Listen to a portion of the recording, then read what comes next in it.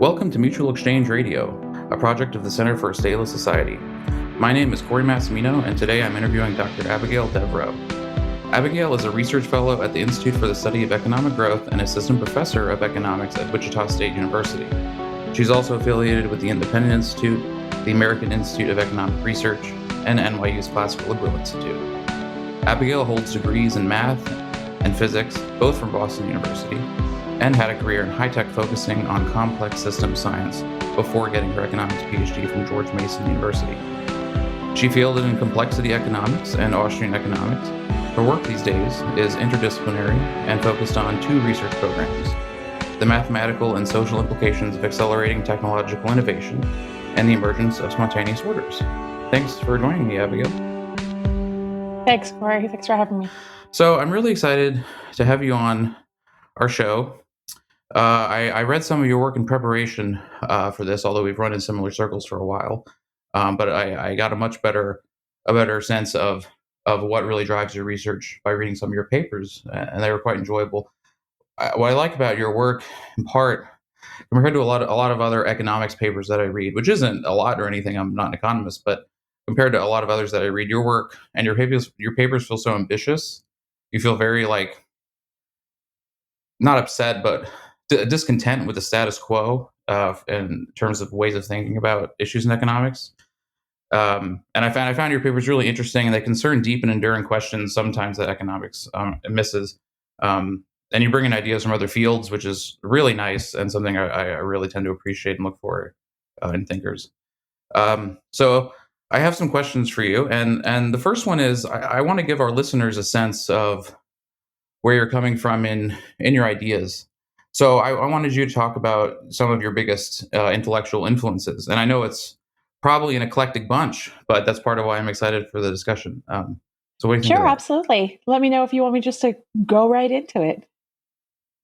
Yeah, go ahead. Well, who are the major thinkers that loom tall, would you say, perhaps, in your thinking about the world? So in terms of method, and I think also sort of the context of what it means to think and do science and to create philosophy, Henry David Thoreau, Ralph Waldo Emerson, Ayn Rand was a really big one for me. She cracked my brain open when I was 14 with a fountainhead and spilled out my brains further with Atlas Shrugged, which I read when I was 15. And I think I've read Atlas Shrugged 8 times, clear through. I actually destroyed one of my Atlas Shrugged volumes because the binding just destroyed itself after so many readings. And let's see, J.R.R. Tolkien. Tolkien's a big one. Huge influence when it comes to, I think, grokking complexity and grokking the idea that good and evil isn't quite as well defined as we want to think. And that bad can sometimes instigate the good.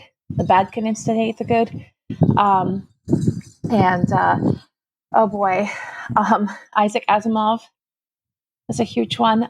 Isaac Asimov was also a professor. He was actually a professor at Boston University, I believe chemistry professor, and he wrote fiction. And something that I really enjoy doing as well is writing fiction. Fiction is kind of what launched me into doing social science research full time was writing my own novels and needing to be able to research them. Really?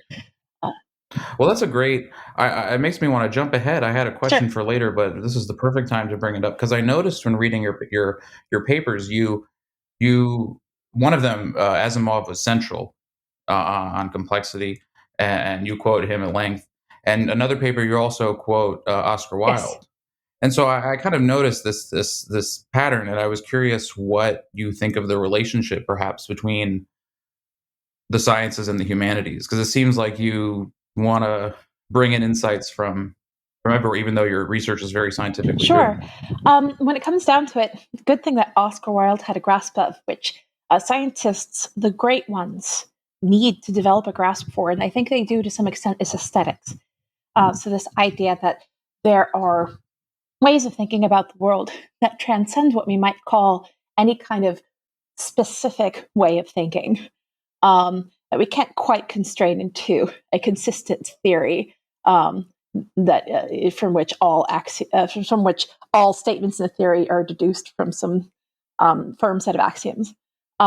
Rather, aesthetics is changeable and flows, flexible, allows you to innovate, imagine, do things that are specifically outside of some kind of a logical box. And because, of course, logic isn't just one thing. There are many logics.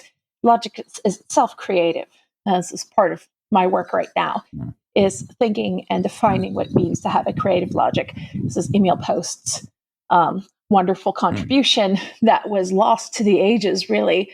Emil Post is one of the great metamathematicians, early computer scientists, along with Alan Turing, Alonzo Church, and of course Kurt Gödel. And so Post was right along with them, and so I suppose Clarke, by the way, was a big one too. Arthur C. Clarke. Now, Arthur C. Clarke, I liked his books less than I did his the interesting innovations that he made sometimes when talking about science. So that was his three laws, Arthur C. Clarke's three laws. The third of which, I think, any sufficiently advanced technology appears like magic. Yes, I loved how you incorporated his three laws into your research on economics, but also social systems more broadly. I kind of love bringing in stuff from what would seem foreign to probably a lot of STEM oriented folks and people in the economics field. And I kind of want to step back with that, with your research. I want to ask you, maybe this is excessively broad of a question, but I'm curious because just to get a better grasp on your stuff, how would you define economics as a field of inquiry? What encompasses economics in your worldview? It's a very good question. This is something that I think is insufficiently defined as such, because I think the closest thing that I could get to is perhaps to repeat more of a Misesian view. This is Ludwig von Mises, but not necessarily his praxeology, which I think is, again, another one of these axiomatic type systems, or at least it requires axiomatics in order to go through, I think. I mean, I think it's an. Okay, this is a hard question. I'm sorry. It is a difficult question, and Those are the best. yeah, no, it's wonderful. It's not just a study of human action. It's a study of human systems. Okay. But it's not just human systems. Because humans are entangled with the, their ecology, Right. their universe. So, I mean, perhaps it's my overly interdisciplinary leanings, which are pushing me towards the idea that we have an extremely complex system. We can't exactly reduce it down to just what people do with money, which I think is what a lot of people think economics should be about. Sure. For me, it's more about exploring the potential of a human system or social system. I don't even know if I want to call it human. I'm a transhumanist. It's just not something I really talk about a lot, just because I don't think I'm yet at that point where I can really talk about it very much in an educated way, as educated as I want to be. But I think that whatever forms intelligence takes, whether it's this sort of current flesh bag limited by 100 years, or if it's some other kind of form, or if it's something that emerges from a non-flesh bag source, a non-biological source, however that is, whatever form intelligence takes, that's the kind of journey I'm interested in. And not just an intelligence, but intelligences together. I'm not sure what the limit is to this social system, as it were. I don't think there's any definable limit, and I'm just kind of excited to see where it goes. So I'm I don't know. I'm like a kind of a Darwin of the human system, just kind of watching. Not okay. I want to be very clear. I'm not Darwin in many senses. What I mean is, I'm more of I feel like kind of like a cataloger of what might be possible. Cataloger of the possible. What does that even mean as an economist? Because we're also Uh-huh. saying, as a cataloger of the possible, but that you can't possibly list all possibilities of the human system or to Right. individual intelligences. So, both a cataloger and an Yes. anti-cataloger. Yeah. That uh, is connected to something else I wanted to discuss, which you mentioned in a paper about this inherent tension between, you know, what you're doing, you call the systems theory approach, and perhaps an inherent tension between using systems theory to understand society, and on the one hand, and the open-ended nature of society on the other. So I'm very interested in that tension, and it's interesting to see your work occupy the space in Sure, between. And so I wonder if you could speak sure. to that, and also maybe explain a little bit about why we need a systems theory, in your Okay, view. sure. We need a systems theory because systems are uh, expressing something that is irreducible to the sum of its parts. The system is a whole that is greater than some kind of algorithmic breakdown of it. So part it up and then Okay. stick it all together with some kind of algorithms that's based on some kind of theory, and that's just not something. That's not a way that you can. That is not a sufficient characterization of the system, so it is irreducible. Um, and so we need to be able to talk about things like spontaneous orders and emergence within that system, which is something that I think only really thinking of economics at the systems level um, we're able to do. So microeconomics gets a bit bogged down in the individual as the representative of the social system. And the individual is not the representative. Add up the individual many times, you're not going to get a social system. You're going to get one person in a loud voice. Usually, whatever straw man the theorist has constructed in order to advance their point. Um, and so that aggregate is not something that is representative of a system. And macroeconomics, as it stands, is is kind of the ignoring the individual and looking just at sort of system level trends, absent and divorced from any and all processes. But of course, process is the whole point and the whole story. And you can't have your spontaneous orders or your system level behavior without process. So instead, you need this idea, not simply a feedback between some sort of fine grained individual level and this sort of macro level of signals. We all sort of look up into the sky and we're like, oh, interest rates went up today. This means I need to do Uh-huh. X, Y, and Z and change my consumption bundles this way. Um, Rather, it is the way in which we interact with each other in order to create new kinds of communities together that push us forward into an unknowable unknown, whereby, I mean, interest rates may or may not, be important in some of these communities. Um, they may not drive action, and yet these communities are integral parts of the system and interact with other parts of the system. So, how do we explain that system that we get overall with all of that interaction, given that we all have sort of different umwelts, different worlds that occupy us, in which we plan, in which we know, in which we experience, for which we have internal theories that are constantly getting rewritten over and over again as we push into the unknowable unknown. Um, there's almost many worlds um, and an ecology of planning and living within this world is, I guess, what I would mean by a systems theory. So, perhaps when it comes to the moving parts of that system, we have bigger things like we have individuals, but we also have individuals planning. We have plans. and we have plans that are entangled with other plans, and those entanglements spontaneously form stable little pockets of interactions that are self-coordinating and self-sustained for a while. And then eventually some other plans perhaps erode those pockets and even directly shock them like lightning bolts and explode them open. And then they change. And then you have this recollection of these structures. This, I guess, more meta is, we call it meta. I'm sorry, not meta. There's another word for it, meso.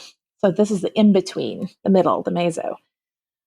This is something that I think systems theorists, this is what we're really interested in. This we dig. We dig this real meso layer where there's both individual and community. And there's this reach up into the macro level of indicators because necessarily everybody looks to the sky when we navigate. Essentially, we're all, in essence, looking to some kind of system level indicator. However, we understand that we have defined them all differently. The things we find important are all different, right? And how we calculate them, how we compute is all different. Computation is extremely costly. So we have to take that into account when thinking about how people interact and form these communities. And sometimes these communities are formed as ways of economizing on computation, on figuring things out. Wow, let's get together. Maybe we can get together and economize on the cost of figuring things out. And so something I like to talk about, which is a major pillar of systems theory, is that there is a cost to figuring things out, and some things you can't figure out.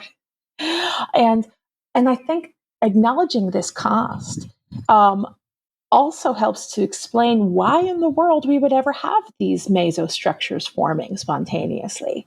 Because, you don't need them in microeconomics.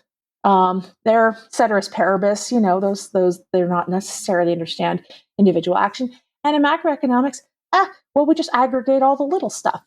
Those structures never have a chance to form. So it's extremely interesting. And the way that we can bring in sort of conflict game theory, I think, lives very naturally at this meso layer. Agent-based modeling lives sort of semi-naturally. And agent-based modeling has issues and artifacts that it can't overcome, being deterministic and closed. But one can get kind of the veil lift to truth. It just flutters before you. You never quite see it. You never, ever see it. Do you think that all these other approaches besides system theory, they fall short in that way of being closed systems? But I guess, do you think systems theory really gets us to fully understanding the open-ended society, or is it just the best we can do, given the approaches and the tools we have at Well, hand? I actually have no idea what the best is that we can do. I think that is I think we're co-creating theory at the same time we co-create our universe. And this is a controversial statement from a scientist. Most scientists believe there's some sort of ultimate theory that can explain everything, and that the possible is all sort of real and out there. And I don't think that there's any reason why that's something that that would impact at all how we understand our world and how we move within it, because we'll never have access to that overarching theory by Gödel's incompleteness theorem. So for those who aren't more familiar with it, Gödel's incompleteness theorem is an expression of the limitations of axiomatic systems, and rich enough axiomatic systems, which basically is very simple arithmetic, even is rich enough to be contained in Gödel's incompleteness theorem. And what Gödel showed was that in every axiom system, no matter how rich, there is going to be a statement within that system that is not provable, either true or false, with the axioms of that system, of that theoretical system. And so it's, in essence, you have to kind of add on some more axioms to be able to escape from this dilemma, this undecidable disjunction is what we call it. Can't decide whether, A or B is true. And so we need some more axioms to help us be able to prove which one of these things is true. But then you get yourself into the same mess. You add some more axioms on, and then you now just have a richer axiom system, which has the same limitations, different, undecidable disjunction, but now there's going to be at least some statement in the theory that's not provable in the theory. And so you continually sort of have this problem. So as much as we try to understand our world, we are fundamentally constrained to never fully understand our world. This goes beyond your question, I think, but I need to be very careful in what kind of scientific distance I think systems theory, as any kind of construction based on tools that are sort of limited and have a frame and can only speak about specific sorts of things. I think all theories in this sense are limited, and the theorist, the scientist, has a responsibility, much more so than I think scientists take this responsibility, to understand what they can actually say in their theories and what they really can't, and what they can explain and what they can't. And I don't think this is taken as seriously as possible, or as seriously as it should be. And so I think that what systems theory, what it does is it gives us a way of understanding these, to some extent, some spontaneous orderings, which are, our models of this are going to be deterministic. If we're using models, all models are essentially, unless they're analog models, but that's not sort of what we work with. And so we're always going to be limited in some sense. But I think what it does is it opens up a large unexplored frontier. It's being semi-explored, but it's still largely unexplored. And it's where all the interesting stuff happens in social systems. I mean, this is the arena of self-organized complexity. This is something that systems theory, using tools like agent-based modeling, social network analysis, other kinds of sort of algorithmic analysis, can give us a little way of sort of peeking into this huge arena of self-organized complexity, and it shocks us out of thinking of that we can only scientifically sort of deal with systems that are completely stable or stationary or equilibrium systems, which is what most economic theory is, or simple periodic systems, or then we're just trapped in chaos or something like that. Those aren't the only choices. And where social systems lives is in self-organized complexity. Self-organized complexity is the idea that you have patterns that can arise and be stable for a time, and perhaps persist for a long time, and interact with other patterns, and form new things that you can really, deduce at the outset of what it might be. So not complete chaos, not white noise, not, world turned upside down, complete irrationality, the dogs love cats, rain is not wet, that sort of thing. But this sense for which we can encapsulate the emergence of these patterns, which are like spontaneous orders. We can talk about open-ended evolution as being, say, the formation of new orders that we didn't expect to form, and that we have no way of developing sort of a prior distribution over. So it's not statistically deterministic. And yeah. The idea of emergence that you're talking about and spontaneous order, I mean, clearly plays a huge role in the way you think about economics. And I wanted to explore that a bit. It seems to me, I think there's an interesting issue with the concept of emergence and spontaneous order because we often think of it. I feel like a very surface level view of it as well.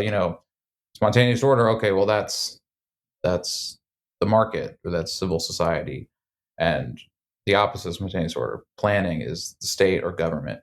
And I think that's definitely paints with too broad of a brush. But I think when you get into the nitty gritty, at some point, I feel it looks like the phenomenon of emergence permeates everything. I mean, it permeates the government. Certainly, in some way, the government rests on an ideology, on a culture, on the buy-in from its Mhm. people who live under it. And take it down further, and not just human institutions, but Hayek talks about how the role of emergence in the mind and understanding the Mhm. human brain. So I guess I wonder what you think of these things, and if is there does there become a point where the concept is stretched too thin? If everything's emergence, then what is emergence? If Where's the room for something that's not that? Wait, I'm sorry. If everything is emergence, then what is emergence? Yeah, if it's everything, then what? Like, not all concepts require some opposing principle to make sense of. Some do. I'm not sure if emergence is that way, but it seems to me if if it's emergence all the way down, I mean, what does it mean to discuss emergence versus Ah, some other I phenomenon in the get you. universe? So what acknowledging emergence all the way down, what it does is it puts limits on predictability. Um, and so it tends to give you sort of a time horizon, a fixed time horizon within which you can make some kind of predictions. Um, and so, um, I, for instance, um, if we think about arbitrage within a particular industry, so this is maybe, I don't know, improving the the touch navigability of cell phone keyboards or something, digital keyboards. Um, Now, we're not talking about emergence in the sense like the improvement of this technology is not going to be emergent. There is arbitrage happening that is almost very classically modeled or classically modelable um, in the sense that, yeah, there's some benefits to improving this keyboard. The benefits are not as great as they used to be.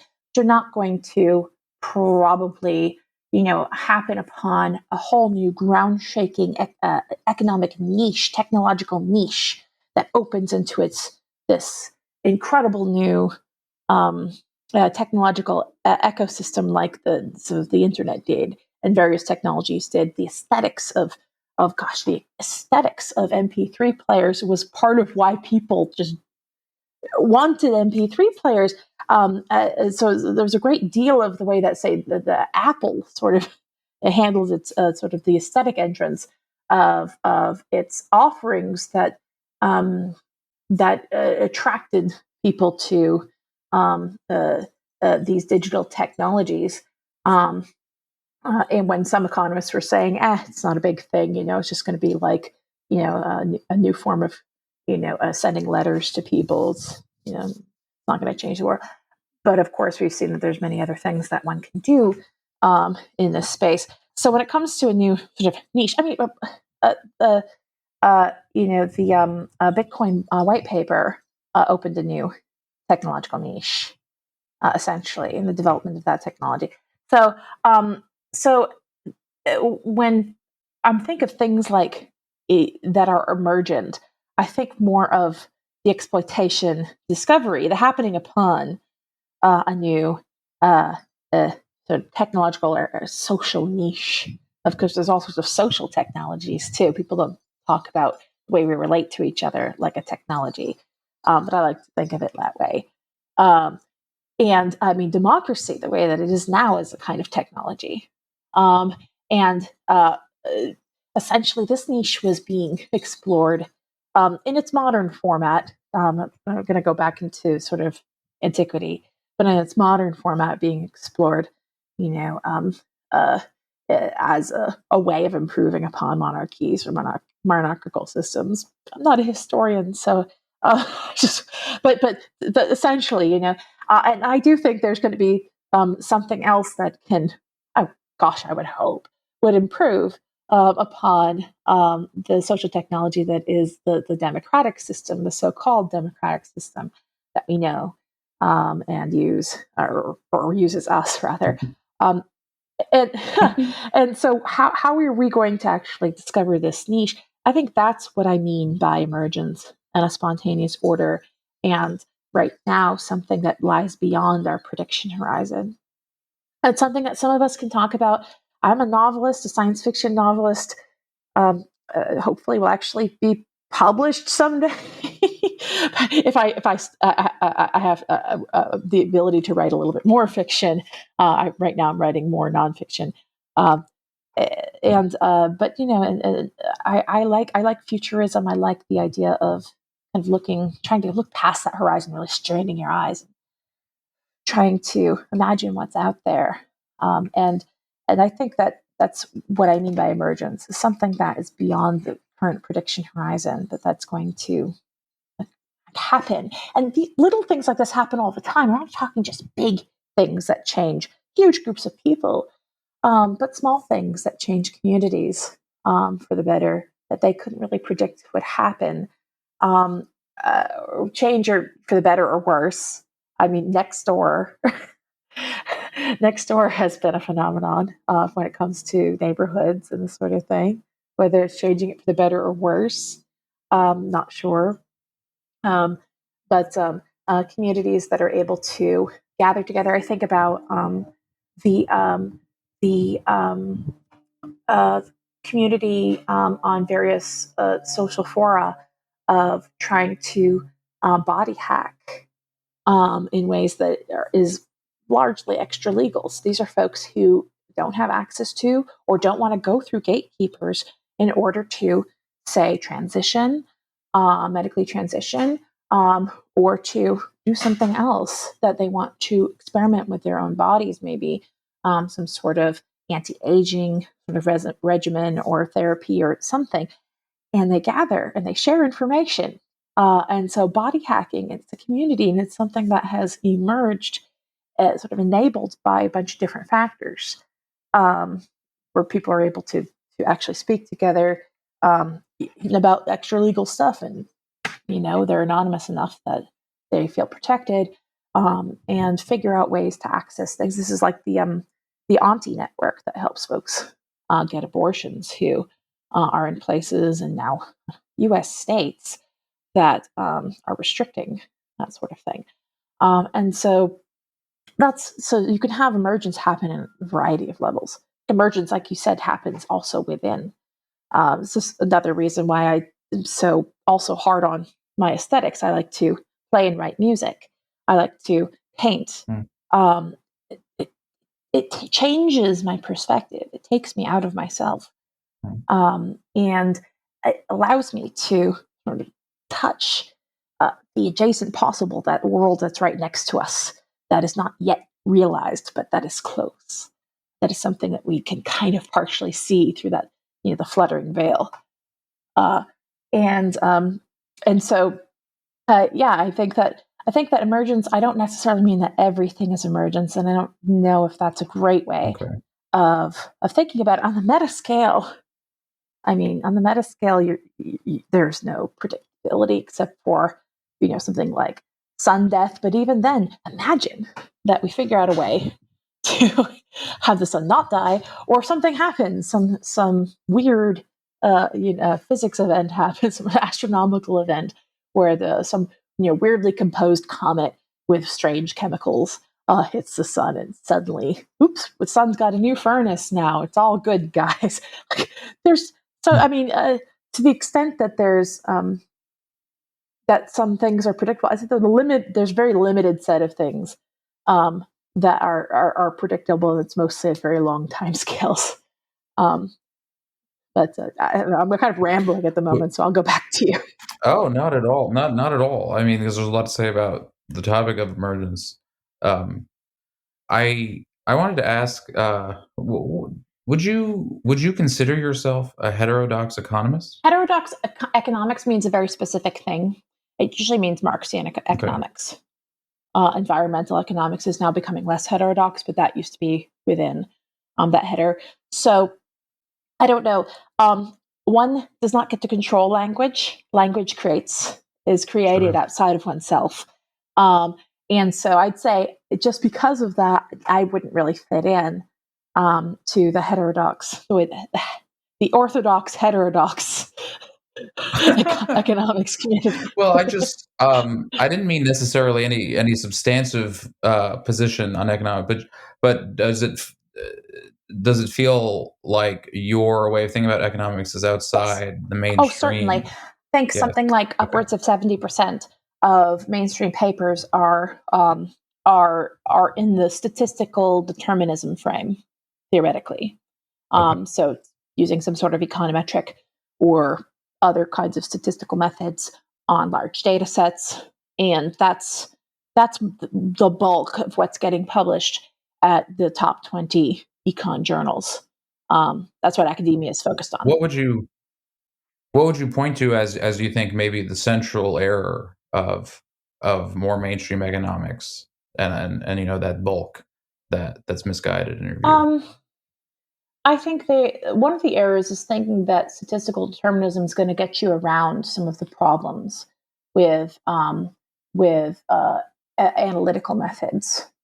Some of the problems we've noted in predictability, like not having a unique equilibrium, multiple equilibria, and so which one is the system going to actually hit? Well, turns out we don't even have a theory for that. To say which one the system's going to hit. Um, and that there's just many of these fixed points in even very uncomplicated systems, like just you add this is I don't know if this is Arrow's impossibility theorem, but there's like maybe a Cournot-Voorde theorem.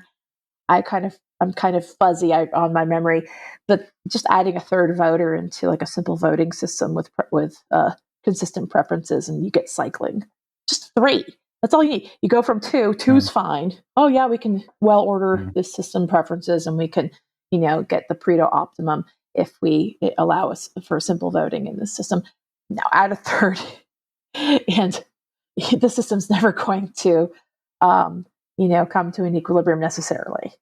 And then you add any sort of little bit of inconsistency. If people don't have an exact perfect picture of the world, then, and this means also being able to list all the possibilities that are salient in their system, then whoops, we can get cycles and we can get these other sort of problematic phenomena that go counter to the ability for a theoretician to be able to predict some kind of future state of the systems. This is what unique equilibria and fixed points are all about: solution concepts and prediction. And so anything that makes a fixed point prediction less unique, like we have several fixed points now we predict, or says, oh, whoops, we're actually going to just cycle around, instead of actually hitting something and staying there. That's bad, because that means that as a modeler, and most, of course, 80% of economists work for some sort of in the public sector, um, advising policy mainly, or some kind of bureaucracy. And so they're trying to do things and give actual practical advice about how to realize some goal. In order to do that, you need to make predictions. You need to have pretty stable predictions, or just ranges are also predictions. They just have a bit of uncertainty to them. But the fact that you can pin down a range, think of that just like kind of a fuzzy blob fixed point, but it's the same exact mathematical construct. The ability to approximate to some sort of fixed point or some perfect point is itself basically the same, has the same set of problems.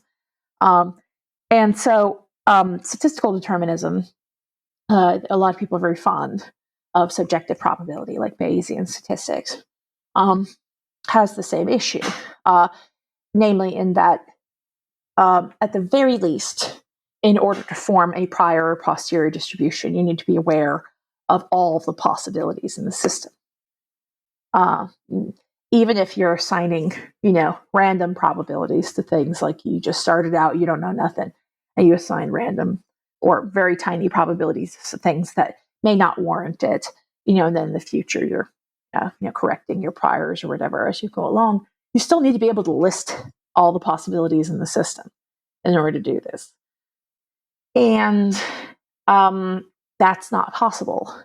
Even if it were computable, you think about sitting down, like if I were to even sit down and list all of the things that I think go into making a good marriage, specific things like my own marriage, I think I would probably, this might even take like years. I can't even think of it. The list would always be changing. There's always new things, and we grow and change. And there are things that I can't anticipate now. Like, how do I form a good foundation of my marriage so 10 years from now, everything's still good? I don't know. I hope I'm doing it right. I hope and I'm not just keeping my blinkers on here and not being able to see all the new things that come in, how we change and grow as people, how the place we're in, what we do changes us. But I'm not just looking at the same set of things over and over and over and over again, because I think that wouldn't work. I don't think that kind of relationship, unless you're, living sort of the same life over and over again, and none of us really live the same lives over and over again. Every day is a new life. I just don't think it would work. So I don't think this is what people do. It's not really computable. One could talk about cognitive and computational costs of just being able to list all of the salient things in your world. Like for sure, okay, these are all the salient things. Remember, you have to list also the really low probability events, because those might, you might be wrong in the probabilities you assign to them. So essentially, you have to list everything, because if you leave anything out, and then you're wrong on that, then subjective probability calculations won't work to correct your behavior, to correct your ability to take your environment and turn it into the goal that you want to achieve. You leave anything out that's salient. So it does not, it can't talk about growth. It can't talk about novelty. It can't talk about obviously unknown unknowns. It can't talk about needing to amend our theories, or even our personal theories, our perception. It can't talk about growth, novelty, creation, or spontaneous orders. So I think that it's limited. It's limited, and it does a better job at what traditional econ theory was good at talking about. It does a better job at that, I think. And the data-driven techniques, of course, are always limited by our data sets. And our machine learning methods are a lot less intelligent than people might want to think or believe. So we're extremely. So I think that there's a huge frontier that econ theory is just not plundering at all, except at the fringes. Right. And so I might call myself someone who inhabits the fringes. I'm a complexity economist, but even other complexity economists don't really like me very much, or like what I'm doing, because no, it's true.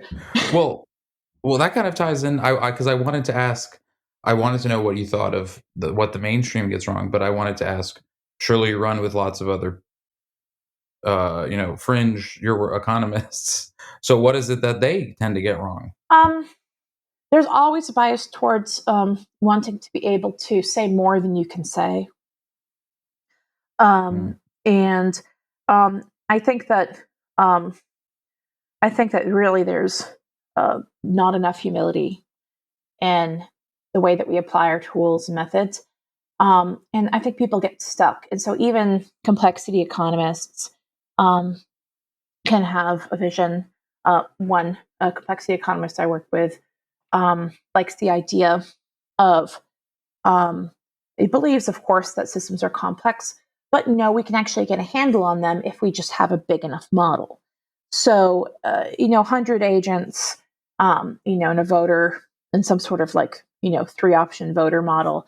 And it won't tell us very much about like a real world voting situation and how complex that might be. But what about 1 million agents? And so their idea is to just keep pumping up the number. And that, it's hard to, deal with models of that size, but, computers can do a lot now. So keep pumping up the number, keep sticking in new things. And so I think that complexity economists tend to be even more Harry Seldon-esque. So Harry Seldon was a fictional scientist called a psychohistorian, which is a fictional, field, in Isaac Asimov's Foundation trilogy. And he predicted, using like partial differential equations, something like this, and just many systems of these things.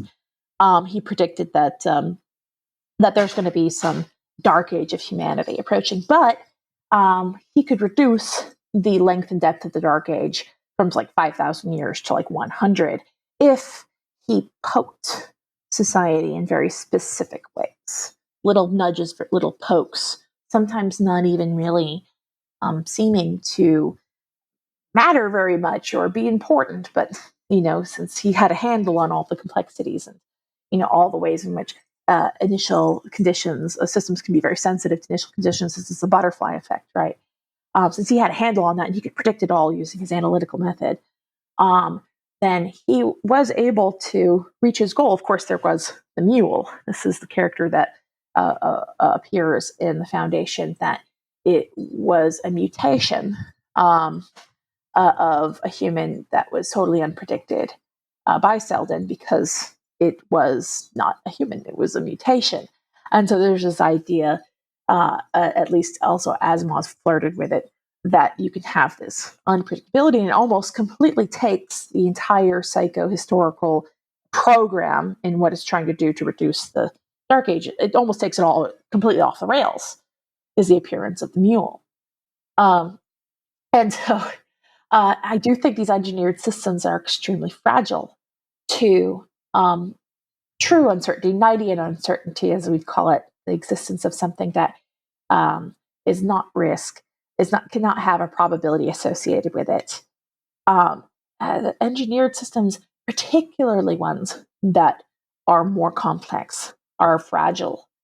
And this is why I worry about complex systems scientists getting too deeply into the whole sustainability drive. Because there's a set of technologies available to us now to mitigate carbon emissions and climate change. This won't be the same suite of technologies available to us in 5 or 10 or more years.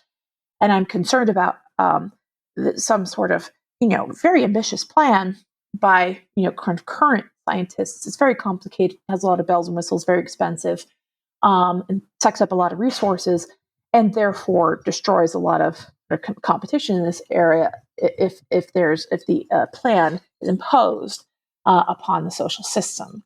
It will be onerous, and so there won't be sort of other uses of those funds and money. And since we think, oh yeah, the scientists got a handle on sustainability, so we're not going to put any resources into that anymore. This happens a lot when with public solutions to social problems. We're not going to put any more resources into that. We don't really even have any more resources to put into that. And we don't end up ever discovering those niches, those system-changing technologies that would actually really do the trick and benefit us much more. And so this is something I get a bit concerned about, is that the engineering spirit is quite high among other complexity scientists. And they tend to be, I think, to grok complexity, to be a systems thinker, you tend to have at least some experience in different fields, and be a little bit more, read in different areas. You're not going to be a deep specialist. And folks like that tend to be a bit arrogant about how smart they are. And that also isn't good. It's very bad. Because what am I saying here? All along, humility, humility, humility. We don't have enough of it. And the fact that complexity economists are, instead of reminding people that complex system science helps us understand why we should be humble, why there are constraints to design and plans, why there are wonderful things in the adjacent possible that we can't predict, but that will enter our world, and perhaps terrible things that we can't prevent. Instead of taking this tack, they go the other way and say, "Oh well, our methods are more sophisticated, take into account more phenomena, therefore must be more right. So listen to us. We're going to fix your problem."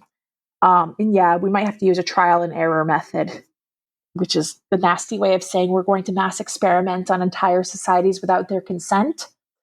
We might have to use the trial and error method of policy implementation, but we'll get there. By the way, I do have quite the fiery feelings about folks who think it's okay to just mass experiment on entire populations without their consent.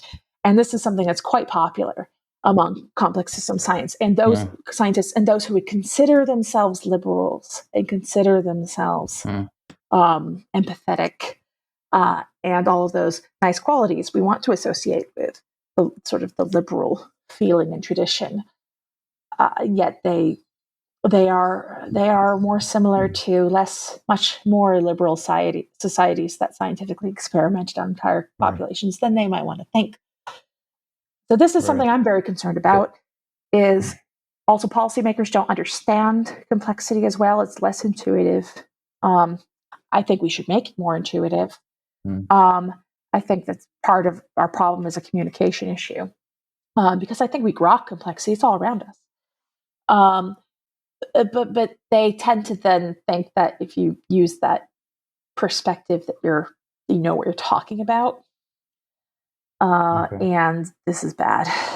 So there's a bit of an entrance into a technocracy through the exploitation of complex systems ideas that worries me, which is part of why I was told that it takes a theory to beat a theory. So yeah, I'm developing theoretical techniques that I think can positively add to the exploration of that meso, crunchy, spontaneous order, emergent layer of society. I'm definitely working on these multiple games theory, which I call synecological systems theory, and some other stuff like that. But it is really, really important to talk about the constraints of designing things, using complex systems tools and systems theoretical tools. It's basically we have one baby step with our traditional methods. This is just another baby step. We're not running towards utopia. Well, I feel like there's an irony with our discussion's emphasis on humility, combined with the fact that I started the discussion by talking about how ambitious your research struck me. But I guess when I reflect, I mean, at the same time, because I was going to discuss this as well, there's such a deep humility in your stuff. I feel like you're kind of on the one hand ambitious maybe about what economics could be as a field or as a discipline. Well, but you're not ambitious about using that to control people or to experiment on society. One of your papers opens with a quote by Proudhon. So your anarchist leanings aren't exactly being hidden. And of course, you're on this podcast. I'm kind of curious with that though. What do you see, if any, as the limits to decentralization? I feel like your view tends towards that almost always, but is there a limit to that, or Well, sure, certainly decentralization isn't magic. The pitfalls are, unfortunately, time and place, context. There's only so much we can do, cognitive and computational limitations. Even in a large system with many groups, we are very limited when it comes to the way that all of what we do entangles together in a much larger system. But I do think it's an improvement to do so, to have the sort of, I think naturally we have sort of incentives set up to fracture into smaller groups because it's more it's something that we can grasp a lot easier as individuals. We can also find sort of our people who are like us, or this there's always going to be this push towards fracturing into smaller groups. There's also this push towards amassing power in order to control groups that aren't yours, so the outgroup. And so it's like this push and pull, this drive towards the group, but also this drive towards amassing power in order to control other groups that that you're not a member of. And so this is maybe more of a political economy angle than you were going for.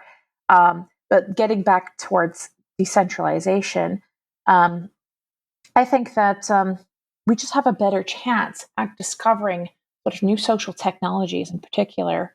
Of course, new actual technology. You know what I mean, like new product level technologies or whatever it is. But it's all sorts of technology. We're discovering new things and growing sort of our possibility space as a system. I think we do that at a much more rapid pace when we're decentralized. There's much more surface area for new things to enter. There's not just one bureau of truth, for that all new things have to sort of go through, filter through in order to get down, to be dropped down to the masses. The masses themselves are their own little bureaus of truth, discovering things and bringing that in or not. And you also get to spread risk out over a much larger group of people. The system becomes much more robust to failure when you have many nodes of attempt, and people who have membership in many different little clusters too. Yeah, one of the clusters fails, but you have membership in other little clusters. That's why fractionalization can kind of make systems more robust too. And also, that one little cluster fails, and maybe you had more of a leadership role in that cluster. It means you can't hurt too many other people. If that one cluster fails, it's limited.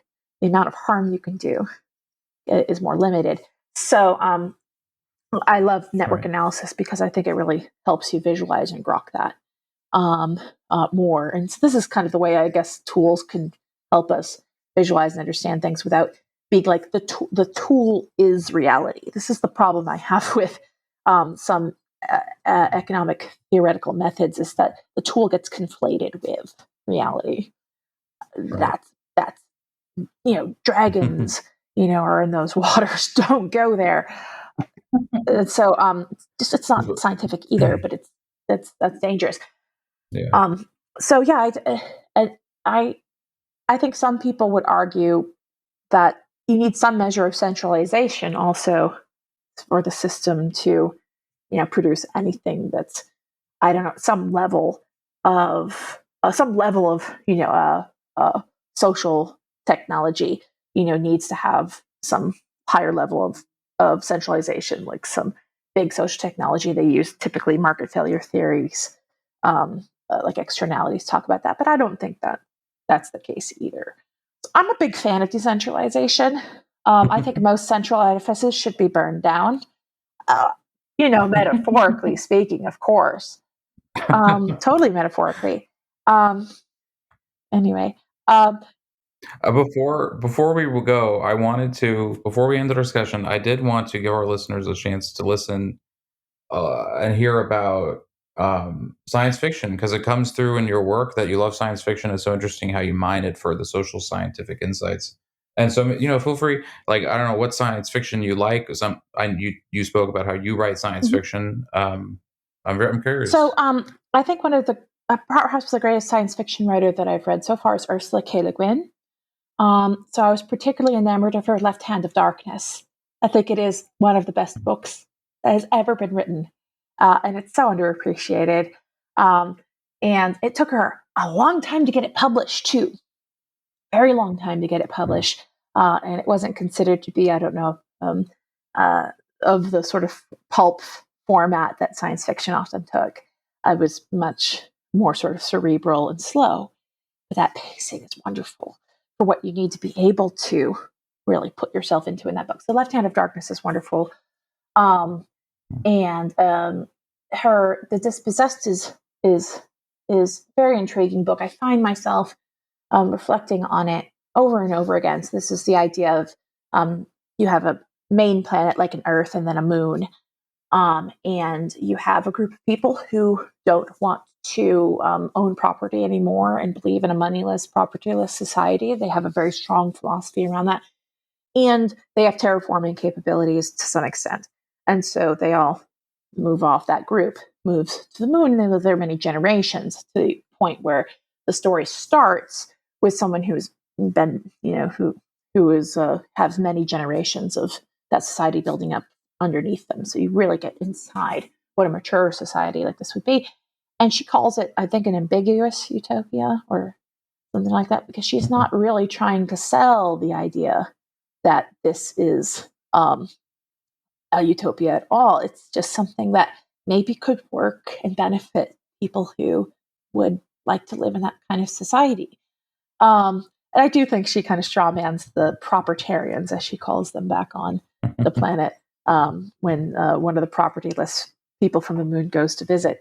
It's a little bit strawmanned, but I kind of accept that that was her viewpoint, and it's something that in my own work, sort of the novel that got me into grad school is thinking about how how humans and technology merge. Technology extended humans and kind of human extended technology. The idea is that there's not going to be, the singularity as such. There's simply going to be this dimming of the line between the two. It just gets dimmer and dimmer, and exploring a society that's a near future alternative history of the U.S. That has been through its third Mm, bankruptcy and now is selling off all its federal lands. And you have this mm. breakdown of democracy and showing the transition to new forms. And so it's my kind of take on Le Guin's The Dispossessed Okay. and sort of our with our other technological questions and what that technology can enable, the kinds of social Mm, cultural technologies that this other kind of physical technology is also able to enable. Um, so it's so that's kind of I like to think about social science fiction a lot and speculative fiction. mm. I think of Salman Rushdie almost as having this magical realism in his fiction that goes into the science fiction sometimes. And I really love the way that he sets up, his characters and his works. Um, and for other science fiction, of course, Isaac Asimov, um, Greg Bear, Crichton stuff is fun. Greg Bear's Darwin's Radio is wonderful, especially now that we've had a pandemic. Go and read Darwin's Radio and see if you don't get a little, skeeved out about human evolutionary possibilities with a fast spreading virus. Mm, mm, so and I'm sadly not as deep into my science fiction these days as I once was. I used to read lots of short stories and things like this from the peak mm. era, the pulp era, and I'm not as up with that as I used to be. But once one day I'll get back to all of that again. Well, Great recommendations. Very some interesting stuff for our listeners. I know a lot of our listeners are probably into Le Guin, but it's great to hear your take on her, and also very interesting to meet the your own fiction writing. I'm very curious. I recommend to all our listeners, to check out your academic writing. That's I probably available here and there on the internet. I know I got a couple of PDFs for free that are easy to Google. SSRN. Google Um, my name and then go on SSRN, or go on SSRN and yeah, then put my name in, and then yeah. Is there anywhere else that you want to tell our listeners they can find you at? um, my website has some of my talks. So I try to post those if those the videos and podcasts have been recorded. And so I have a media page on my website, so that can give you access to these kinds of podcasts and talks. And what's your website? AbigailDevereaux.com. So this is my full name. .com. Okay.